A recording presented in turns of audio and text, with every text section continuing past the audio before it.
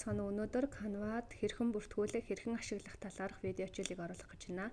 Canva руу нэвтэрч орохын тулд манай хүүхдүүд маань заавалчгүй сургуулийнхаа нээж өгсөн имэйл хаяг болон түүнийхээ пассвортыг мэдэж байх шаардлагатай. За. Login дэвшлүүр дээр дараад Continue with Google гэдэг дээр дарна. За, энэ email or phone гэсэн хэсэгт сургуулийнхаа нээсээр эхэлсэн мэйл хаягаа бичээд Next давчийг дарнаа. За, пассворт нь болохоор мэйл сургуулиас нээж өгсөн мэйлийнхаа пассвортаа бичээд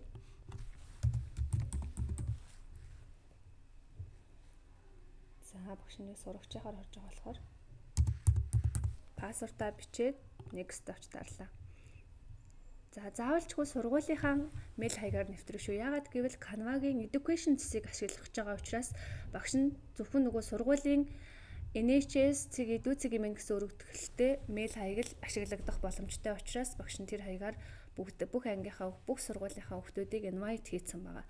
Тэгэхээр заавалчгүй өөр мэйлээр биш, заавалчгүй сургуулийн нээж өгсөн мэйлээр орохоос өөр аргагүй гэсэн үг. За, тэгээд continue гэж орлоо. За, яагаад education цэцгийг сургуулийн мэйлийг ашиглаад education цэцгийг ашиглах гээд байгаа вэ гэхээр энгийнээр орох юм бол заавалчгүй Canva дээр төлбөр төлж бусад нөгөө боломжуудыг ашиглах боломжтой байдаг. Education цэцээр орох юм бол Canva-гийн education хэсэг нь үнэгүй байдаг учраас ашиглаж байгаа. За, ингээд student гэдгээ сонголоо. Secondary school гэдгээ сонголоо. За, тэгээд get started даа ингээд эхлүүлчихье.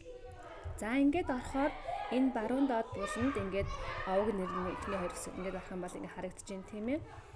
За,